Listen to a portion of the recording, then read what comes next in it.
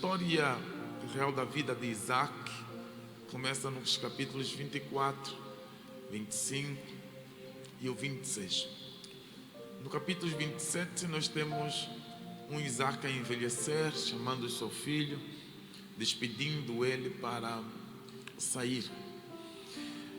No capítulo de números 24 ainda, nós vimos um Isaac se casando em ato contínuo. Nós vimos a preocupação de Isaac pela gestação de sua filha, da sua esposa. Isaac casou aos 40 anos de idade e vai conhecer somente a face de seus filhos, os gêmeos, Esaú e Jacó, quando ele estava com 60 anos de idade. Aos 60 anos de idade, ele tem os seus filhos, seus únicos filhos.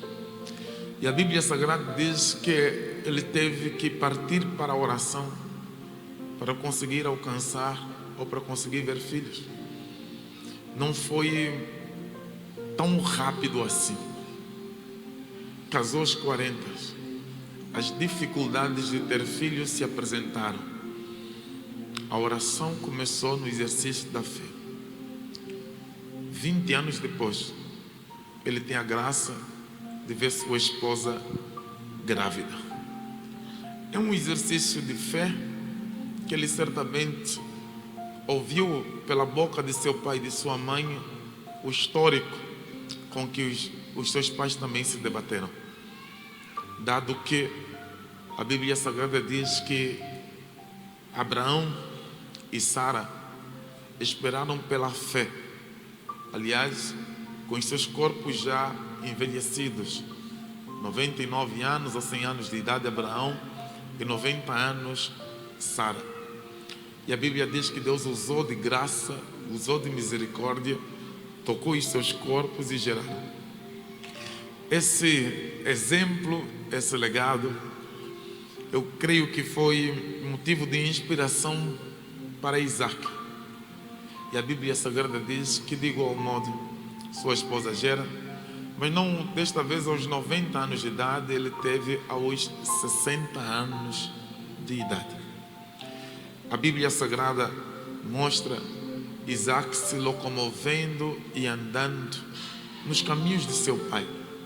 O patriarca Abraão instruiu o Isaac no caminho que deve andar.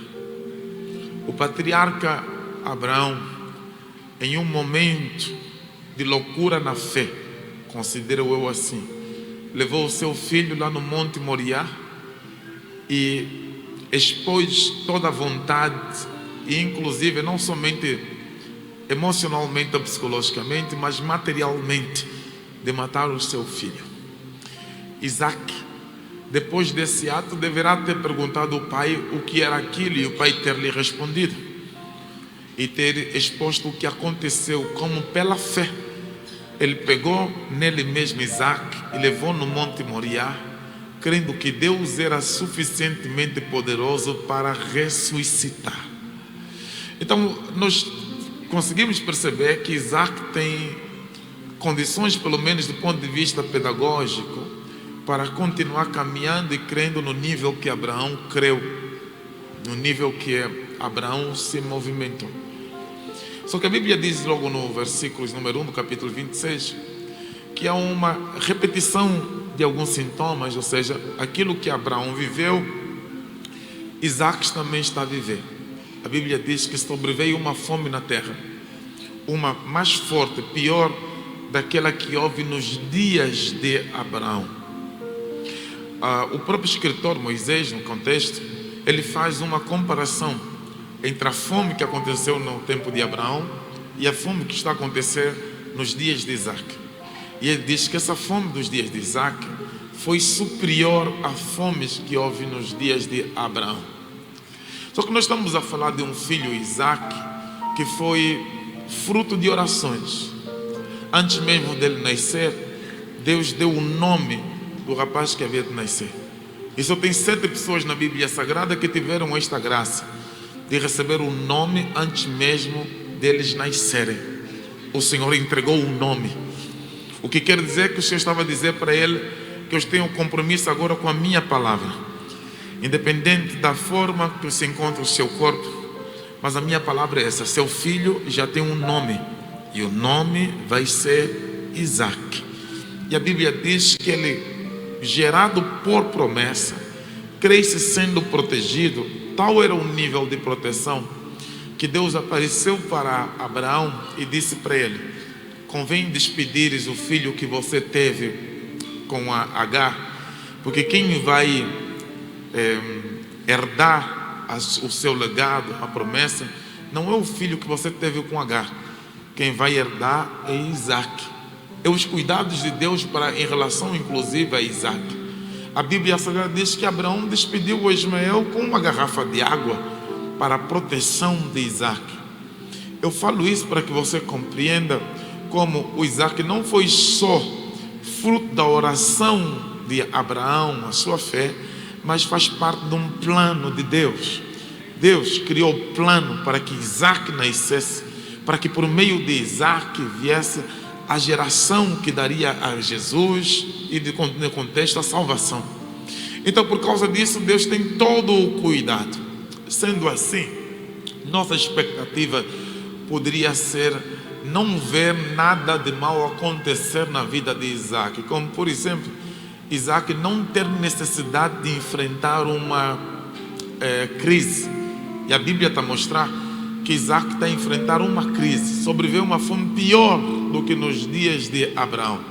Por que Isaac está a enfrentar uma crise? Sendo ele filho da promessa, tendo Deus, ou sendo ele parte do plano de Deus, da agenda de Deus. Por que ele está a enfrentar uma crise? A resposta é muito simples. Porque todos nós, independente da posição que nós estivermos, o quão próximo ou profundo sejamos na caminhada ou na jornada da fé, todos nós vamos enfrentar crises. Crises é para todos. Para gente que tem fé e para gente que não tem fé. Para gente ímpia e para gente santa. Todos enfrentam a fé, ou melhor, a crise. O facto de eu ser frequentador de igreja não me livra da crise. O facto de eu ter fé não me coloca distante da crise. Leitor da Bíblia Sagrada, você vai enfrentar crises. Anda com Jesus, você vai enfrentar crises. 100% espiritual, você vai enfrentar crises. Tão espiritual até o ponto de espiritualizar as baratas na sua casa, você vai enfrentar crise. Tão espiritual até achar que qualquer vento que se levantou com força é o demônio, você vai enfrentar crise. Espiritual até o ponto de ver anjos descerem, subirem, você vai enfrentar crise. Espiritual até o ponto de todos os cultos ver Jesus no culto, você vai enfrentar crise. Todos os dias ter uma palavra de Deus, o Senhor disse, o Senhor falou, você vai enfrentar crise. Profundidade espiritual não significa a ausência de crises. Crises fazem parte da vida de todo mundo, de toda a gente. Vira pregador, você vai enfrentar crise. Parece que a crise até piora ainda. É melhor nem ser pregador. A crise aumenta ainda. Todos enfrentam crises. Eclesiastes, capítulos números 9, versículos números 2. A Bíblia diz assim: tudo sucede igualmente a todos. Vou repetir: tudo sucede igualmente a todos. E ele dá continuidade. Sucede, o mesmo sucede ao justo e ao ímpio, ao bom e ao mau, ao puro e ao impuro. Tudo acontece a todos. Da mesma forma que o sol nasce para todos, os problemas também são levantados para todos. Não existem pessoas tão especiais até o ponto de não enfrentarem problemas. Estar crente e ser membro da Catedral de Adoração e Promessa, ou membro da Igreja do Senhor Jesus Cristo, não significa que você não vai enfrentar crise. Isaac enfrentou crises. E a Bíblia Sagrada diz que enquanto a crise chega, como qualquer pessoa, Isaac está à procura de um escape. É normal, faz parte da natureza humana. Quando nós olhamos para aquilo que Abraham Maslow definiu como a pirâmide das necessidades, nós conseguimos entender as expectativas que todo ser humano tem. O ser humano tem expectativas acerca da sua vida e ele procura também segurança. Ele quer estar seguro de alguma forma. E quando não encontra segurança dentro das suas expectativas, ele procura alguma forma de poder buscar, alguma forma de se proteger, alguma forma de arranjar algum subterfúgio. Faz parte do ser humano. Por mais crente que você seja, se a pessoa não tiver o equilíbrio na hora do abalo, na hora do sismo, se a pessoa não olhar para Jesus Cristo, vai tender a ir buscar outras coisas para se apoiar. Nós temos gente que é crente, creia-me nisso, ele crê em Jesus Cristo, mas quando chega o abalo, ele corre na garrafa do vinho dele. Parece que o vinho vai resolver o problema dele. Nós temos gente que frequenta a igreja, mas quando o problema chega e ela aperta, ela ainda tem o escape para as drogas. Nós temos pessoas que são crentes, mas quando chega o abalo, ele fica tão temeroso e diz que deixa eu sair para me divertir e mexer um bocadinho o esqueleto lá não sei aonde. Porque é a fuga que ele está a encontrar para resolver os problemas. Mas quando nós lemos a Bíblia Sagrada, nós vimos primeiro um homem chamado Ezequias, que quando veio o sismo, quando veio o problema, a resposta dele foi esta: Deus é meu refúgio e fortaleza, socorro presente na angústia. Não temerei, nem que a terra se mude, nem que os montes se transportem para o meio do mar, nem que as águas rujam e se perturbam. Tem um rio cujas correntes alimentam a cidade de Deus, é santuário das suas moradas. Deus está no meio dela e não será abalada, nem que as nações se embraveçam, nem que os reinos se movam. Ele tem poder para abrir a sua voz e a terra vai se derreter. Quem tiver dúvida, vinde contemplar as desolações que ele tem feito na terra. Que maravilhas ele tem feito. Ele faz cessar a guerra até o fim da terra. Corta o arco, quebra a lança, pega em todos os carros de fogo até o do inimigo, coloca no fogo. E se alguém está com alguma ansiedade, expectativa frustrada, aquietai-vos e sabei que Ele é Deus e será exaltado sobre as nações. Está percebendo a visão do rei Ezequias? Como também um homem chamado Jó. A Bíblia Sagrada diz que quando veio o sismo na sua vida, ele diz: eu saí nu do ventre da minha mãe, eu tornarei nu no ventre da minha mãe. O Senhor me deu, o Senhor tirou. Seja louvado o nome dele, bendito seja Deus. E para mostrar que a confiança estava em Deus, ele diz: eu tenho certeza de uma coisa, o inimigo roubou tudo, levou aquilo que eu conquistei, meus animais, meus filhos, até minha mulher está a se levantar contra mim, mas uma coisa eu tenho certeza: o meu Redentor vive.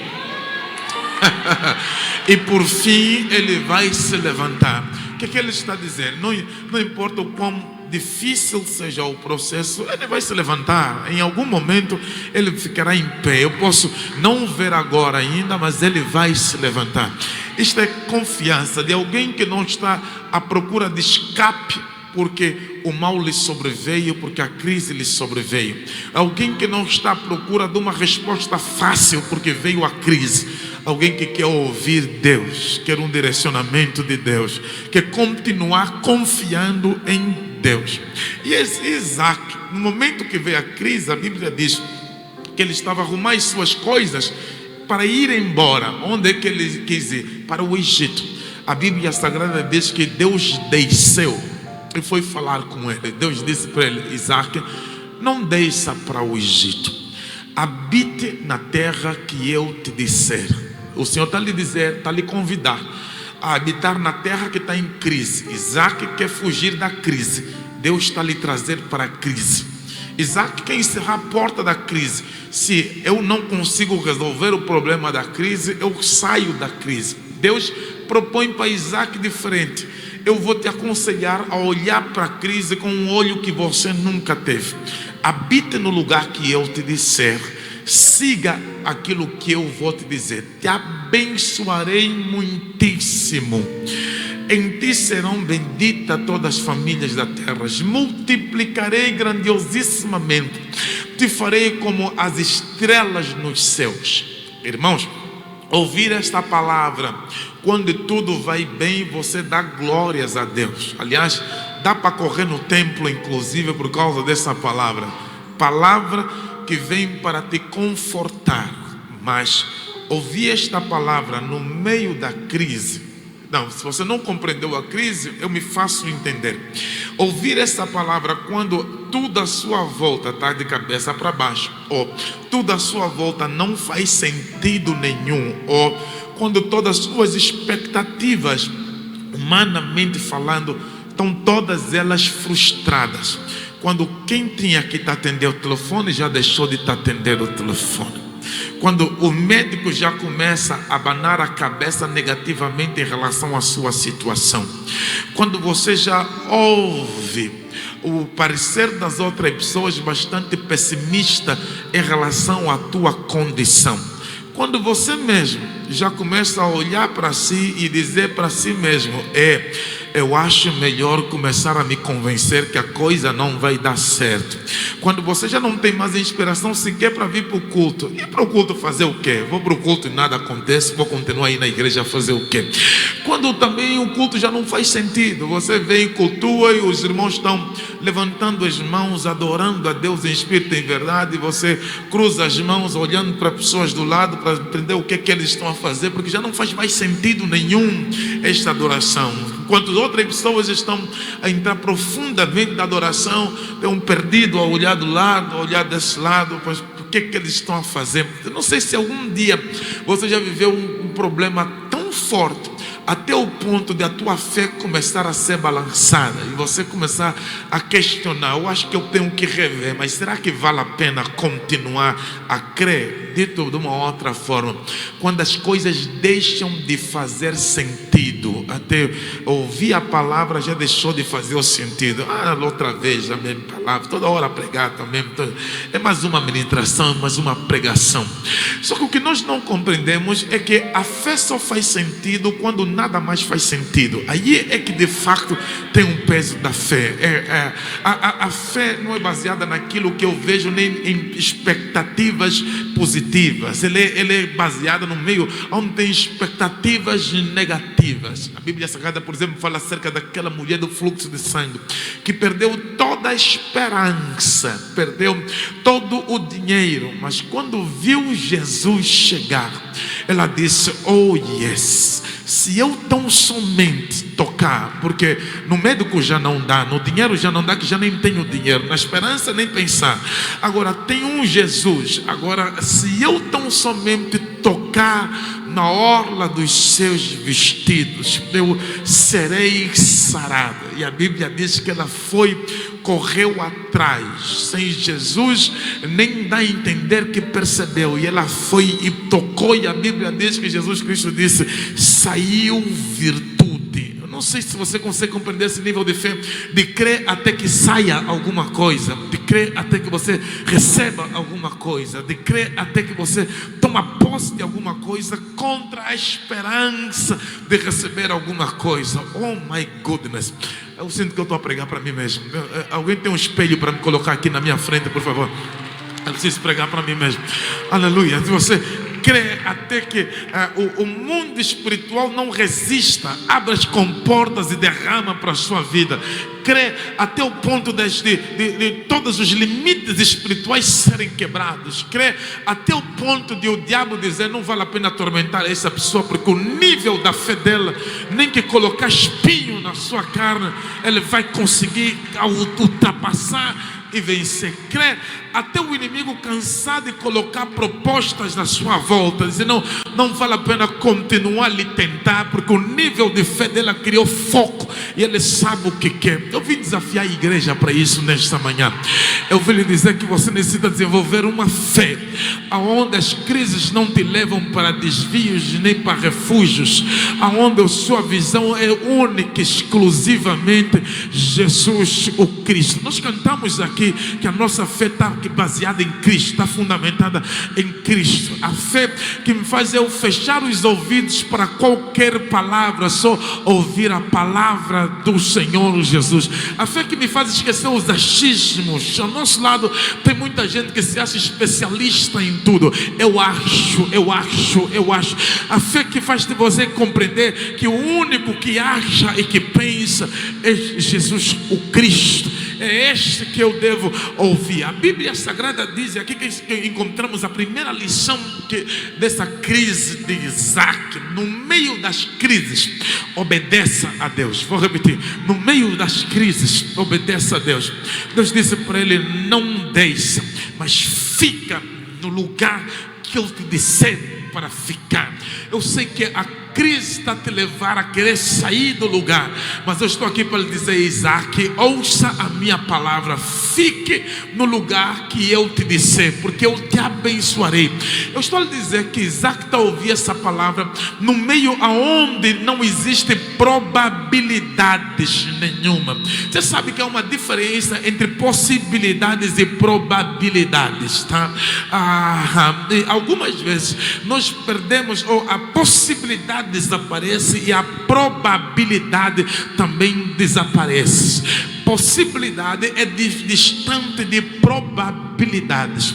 Quando nós falamos de probabilidades, nós estamos a falar de coisas que provavelmente poderão acontecer, compreendendo todas as energias ou todos os elementos do contexto. Aí você encontra a probabilidade de acontecer.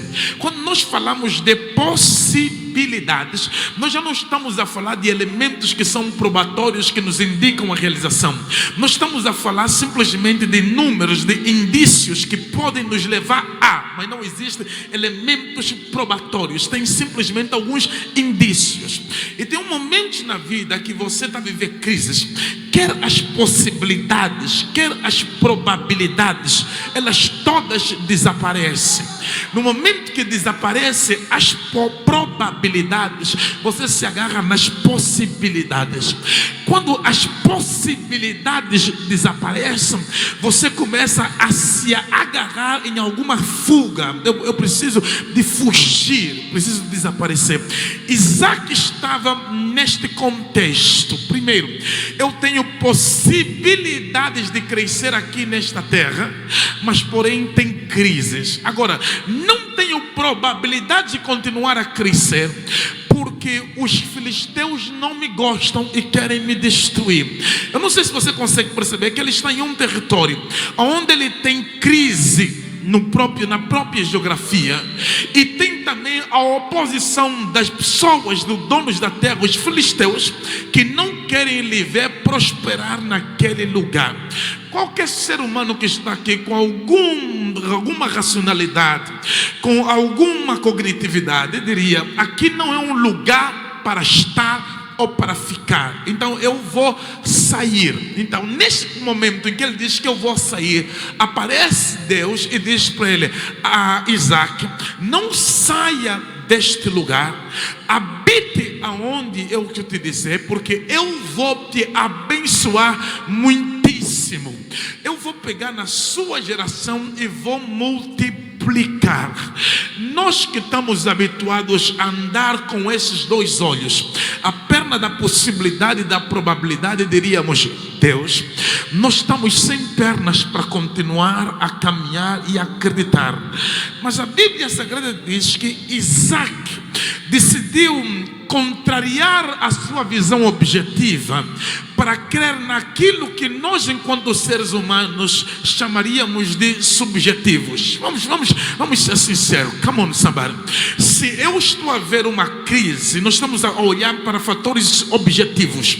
Esses fatores objetivos estão consubstanciados em números que nos apresenta a própria sociedade. Estamos a falar de questões objetivas. Agora, quando nós falamos de fé, estamos a falar de coisas místicas, e dentro da própria natureza da fé, e evidentemente nós consideraremos subjetivo. Em algum momento da vida, o Senhor aparece para Isaac e está a dizer para ele: esqueça aquilo que você tem da tua visão objetiva e começa a olhar com a tua visão subjetiva, o que contraria todo o nosso entendimento enquanto seres humanos estudados e acadêmicos, porque nós estamos habituados a confiar em números, e o Senhor aparece e diz: esqueça os números e agora caminhe comigo, porque os números da sua vida quem vai fazer sou eu. O ambiente econômico é de pessimistas, o ambiente financeiro é pessimista, mas lá vem o Senhor a dizer para ele que você necessita de crescer dentro de ti algo que contraria o pessimismo que está à volta, quer da vida econômica, financeira ou política. Agora Isaac vai ter que fazer um reboliço dentro dele. Ou você acredita naquilo que o Senhor está colocando internamente, ou você acredita naquilo que está à sua volta. Posso contextualizar? Inevitavelmente, inequivocamente, nós estamos a viver em Angola uma crise, e crise de vários cunhos. Crise no cunho político, econômico, financeiro. Nós estamos a viver crises. No meio desta crise que nós estamos a viver, imagina Deus dizer para alguns de vocês que já estão de malas feitas: oh my goodness, fique na terra que eu te disser para ficar. Obviamente a resposta seria: God, senta aí, vamos ter uma conversa, Deus. Primeiro, emprego está difícil, a taxa de emprego está 30%. Como é que numa atmosfera como essa é que eu vou conseguir sobreviver? Vamos começar por aí. Segundo, a desvalorização deste kwanza que nós temos em nossas mãos. Cada dia eu estou a perder o poder de compra. Eu não estou a conseguir comprar o que deveria comprar. Este é o segundo ponto. O terceiro ponto, o número de empresas que estão a fechar no meio desta crise são muitas, nacionais e inclusive algumas estrangeiras.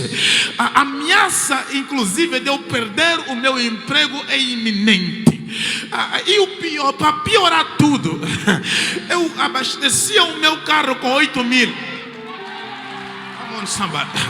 Agora para abastecê-lo está o dobro. E como o Senhor vai me dizer: come on somebody, I feel like preaching, aleluia, habita neste lugar. Dá para dizer para Deus: Senhor, Isaac não estava a viver crise, quem está a viver crise somos nós. Agora o Senhor está a dizer para Isaac: não, vou tirar Isaac da história, nem vou te colocar, vou me colocar eu, Ismael. Não saia do lugar que eu te disser para ficar, habite no lugar que eu te disser para ficar, porque eu vou te engrandecer no lugar aonde você se encontra. Irmãos, vamos combinar, é de loucos. Come on, man, é de loucos. No meio desse sismo, Deus dizer: fica. Mas eu vim dizer para alguém que está aqui: apesar de tudo isso que eu apresentei aqui ser verdade, mas eu ainda prefiro ficar com a palavra do meu Deus do que aquilo que está acontecendo à minha volta. Eu ainda prefiro crer que o meu Deus é capaz de resolver. O meu Deus é capaz de estender as mãos e fazer alguém no meio desta crise continuar crescendo, desenvolvendo para a glória do nome do Senhor Jesus Cristo. Aleluia. Só que a coisa piora ainda, porque o Senhor não lhe pediu somente para ficar, mas o Senhor também pediu ele para investir na terra. Irmãos, permita-me por favor, investir aqui é preciso coragem. Eu tenho aqui homens e mulheres de negócios. Eu tenho aqui.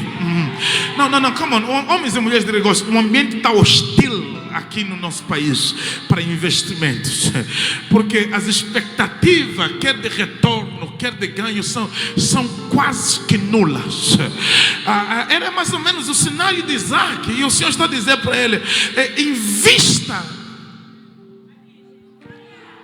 no no local que eu te dizer para investir. Isaac, no meio da crise, o que ele está a fazer é obedecer a Deus. Esse é o primeiro ponto. No meio das crises, obedeça a Deus. Não obedeça aos números, nem pressão social. Obedeça a Deus. Não obedeça a movimentos, obedeça a Deus. Não obedeça a moda, obedeça a Deus. Não obedeça eu acho, obedeça a Deus. A Bíblia diz, o Senhor disse, é só fazer o investimento. Estou no texto, versículos de Números 1, ou melhor, versículos de Números 3. Habita nela e serei contigo e te abençoarei, porque a ti e a tua descendência darei todas essas terras, e confirmarei o juramento que fiz a teu pai Abraão. Multiplicarei a tua descendência como as estrelas dos céus, e lhe darei todas estas terras. Na tua descendência serão abençoadas todas as nações da terra. Versículo 6. Isaac, pois, ficou em Gerar. Isaac disse, eu vou ficar. Se o Senhor me disse para ficar, eu vou ficar. O versículo de Números 12, a Bíblia diz, e semeou Isaac naquela terra, e no mesmo ano. Qual é o ano, igreja? No mesmo ano, a Bíblia diz, está no texto, recolheu 100 por 1, porque o Senhor o abençoava. É necessário você compreender isso. Ele não recolheu porque ele semeou. Ele não recolheu porque a terra era boa. Ele não se recolheu porque a terra era próspera. Ele recolheu porque Deus o abençoou. Você está a perceber isso aqui? O que está fazendo Isaac crescer?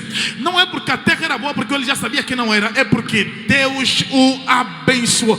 Se você tiver a andar com a bênção de Deus, aleluia, se a bênção do Pai estiver sobre a sua vida, se a bênção do Senhor Deus estiver sobre a sua cabeça, mesmo nesta terra, com combustível subindo ou não subindo, o Senhor é poderoso para... porque o Senhor o abençoou. Então, para lhe dizer que no meio das crises, oh Jesus, no meio da crise, obedeça a Deus. Número 2, no meio das crises, reforça os relacionamentos familiares. A Bíblia Sagrada diz, por exemplo, que quando Isaac chegou, ele teve a necessidade, não vou a tempo de ler, vocês depois terão a oportunidade de fazer a leitura a partir do versículo número 7. A partir do versículo número 7, a Bíblia diz que Isaac, porque a mulher dele era muito bonita, porque a mulher dela era muito esbelta, e os irmãos, os moradores daquele lugar eram imorais. Então ele decidiu ocultar que aquela era a mulher dele e disse que era a irmã. Só que essa decisão de Isaac vai gerar alguns problemas, a saber, primeiro, ele teve que se distanciar da sua esposa. Ao se distanciar da sua esposa, para que os moradores vissem eles distantes, ele teve que tomar outra posição também, separar um bocadinho os filhos. Ao separar um bocadinho os filhos, Isaac ficou cuidando de Esaú e a sua esposa ficou cuidando de Jacó. Nesses cuidados, o amor de um para com o outro foi se crescendo, tornando a família dividida. Agora nós temos Rebeca, que ama muito Jacó, e nós temos Isaac, que ama muito Esaú. Família dividida. Tal foi a divisão da família, até o ponto de Esaú e Jacó terem que lutar por causa de primogenitura. No meio da crise, ele esqueceu-se da família.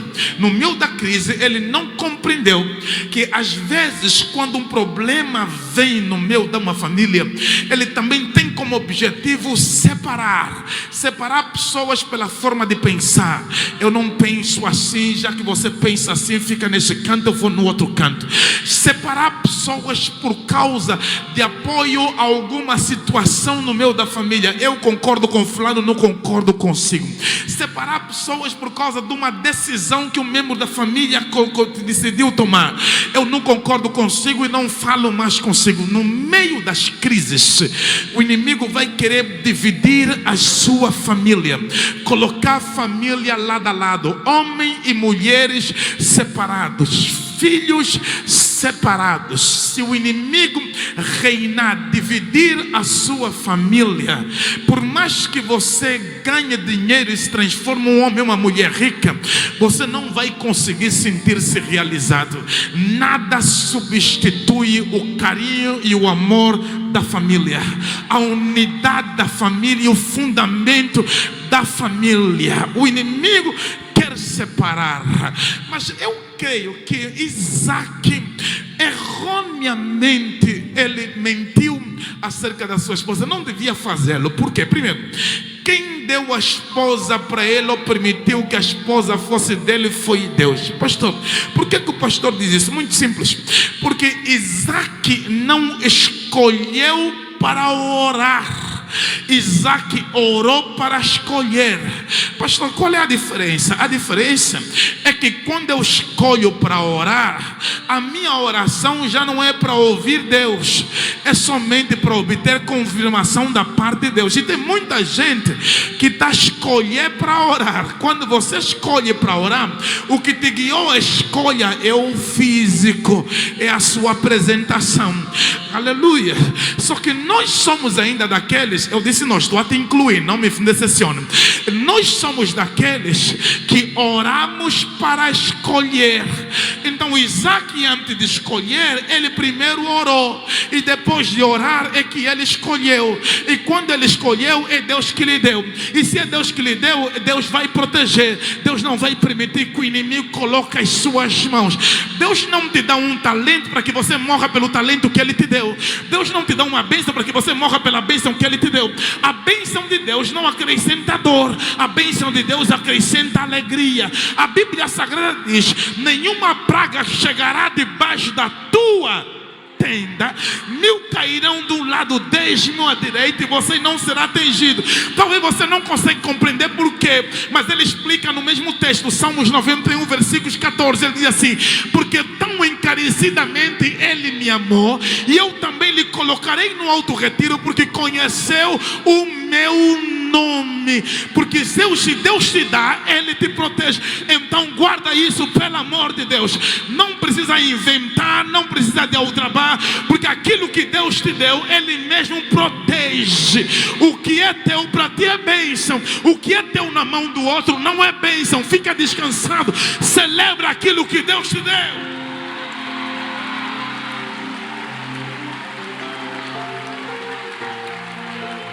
Aleluia. Só que infelizmente Isaac não tem essa compreensão. Ele está querendo mentir para proteger o que Deus lhe deu. Não, Isaac. Frutos de oração são frutos valiosos, protegidos. Se você gerou em oração, se você conquistou em oração, é teu. Glórias ao nome do Senhor Jesus. Número 3. Na crise, vença as expectativas pessimistas para você poder investir. Vou repetir: na crise, vença expectativas pessimistas para que você possa investir. Veja Isaac, eu vou voltar para o texto, o versículo de números 18. Versículo de número 18, ele diz assim: e tornou Isaac a abrir poços que se cavaram nos dias de Abraão seu pai, porque os filisteus haviam entulhado depois da morte de Abraão, e lhes deu os mesmos nomes que Abraão tinha lhe dado. Aqui me chama a atenção 3 coisas. Primeiro, a habilidade de Isaac proveniente de Deus de investir. Isaac não está a investir por investir. Isaac está a investir porque foi buscar a direção de Deus. Não é simplesmente a visão de Isaac, não.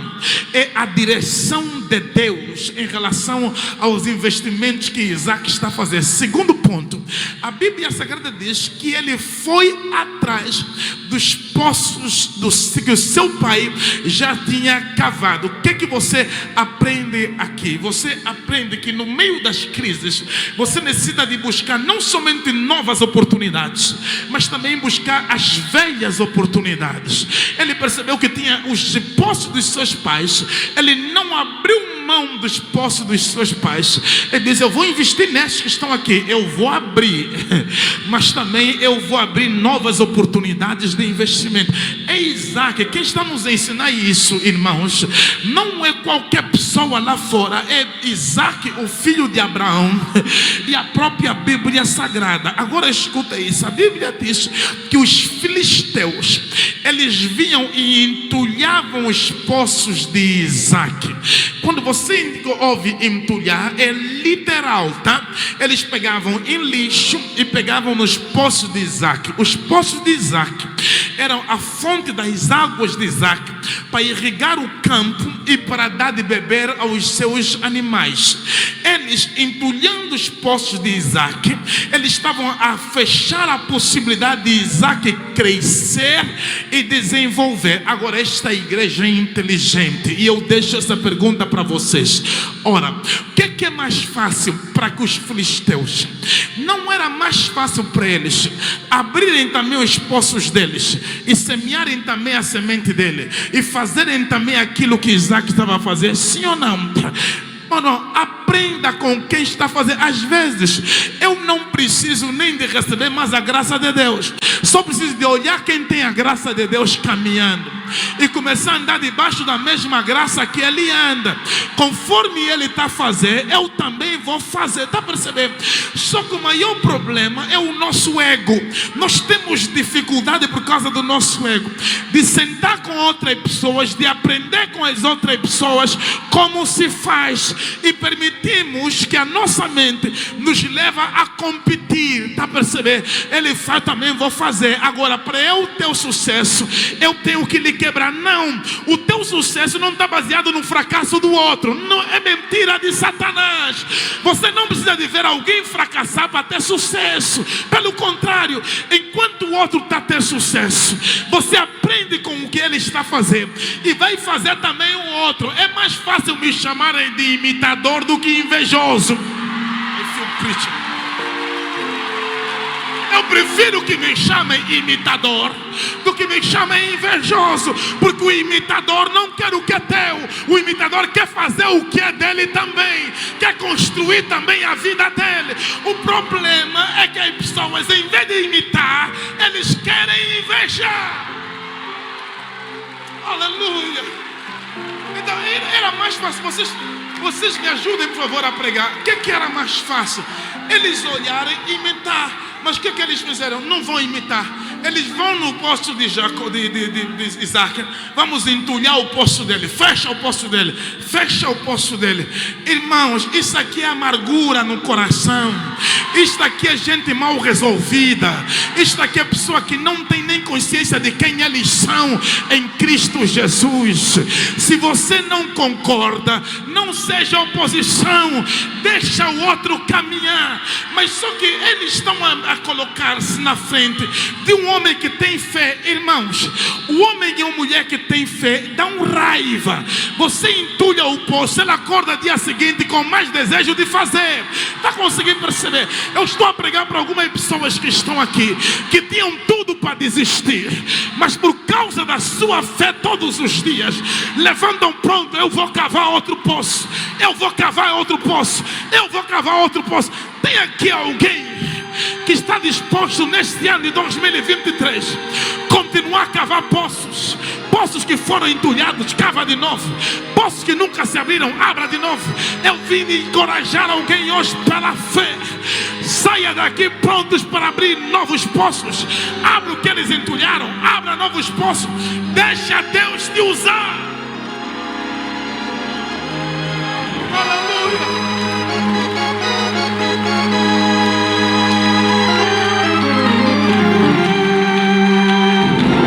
Eu termino aqui.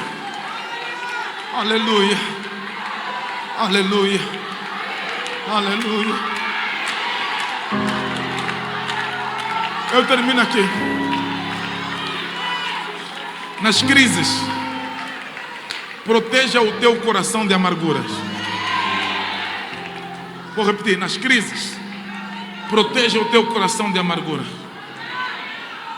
Enquanto você tiver a viver crises, você vai se decepcionar muito. Você vai ver pessoas que poderiam estender as mãos, não estenderem as mãos. Nas crises, você vai se frustrar com as expectativas que você colocou em relação às pessoas. Nas crises, quem um dia te fez mal vai aparecer para depois você lhe abençoar. Por essa razão, guarda o teu coração de amargura. Porque a Bíblia Sagrada diz que depois quem lhe entulhava os poços foi ter com ele. Se Isaac tivesse com o coração amargurado, haveria de se vingar dele. Nós não fomos chamados para se vingar de alguém.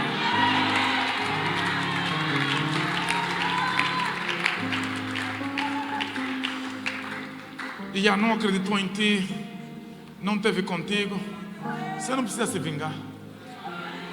A Bíblia diz que os filisteus vieram para ele e disseram: você é um abençoado de Deus. Não dá para guerrear consigo. Não dá para lutar consigo. Você sabe o que é que ele fez? Isaac fez aliança com eles. Os abençoou. Isaac não ficou com tanta raiva no coração deles até o ponto de permitir que a amargura crescesse no seu coração. Porque se Deus está te abençoando muito, é porque muita gente será abençoada por essa bênção. E inclusive pessoas que outrora levantaram-se contra ti, lhe fizeram mal, mas o Senhor precisa que a tua atitude pregue para eles. O Senhor precisa que o seu comportamento seja a maior mensagem que você pode levar para eles, para que eles sejam ganhos para o Senhor. Então, no meio desse vendaval, desses cismos, proteja o seu coração. Continue amando. Continue desejando bem. Continue declarando bem para eles. É por essa razão que Jesus Cristo nos chamou. Por essa razão nós estamos em pé. Se você pode glorificar o Senhor Jesus, glorifica o nome do Senhor.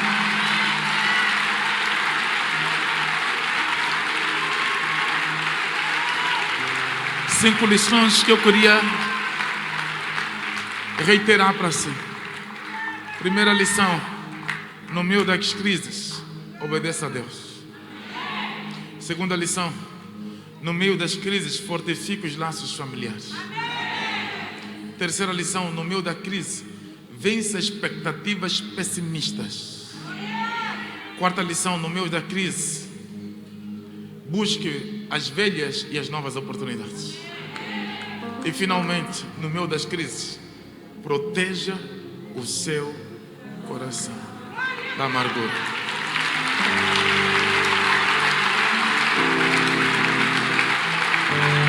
Sepa, Jesus pode celebrar. O patriarca Isaac venceu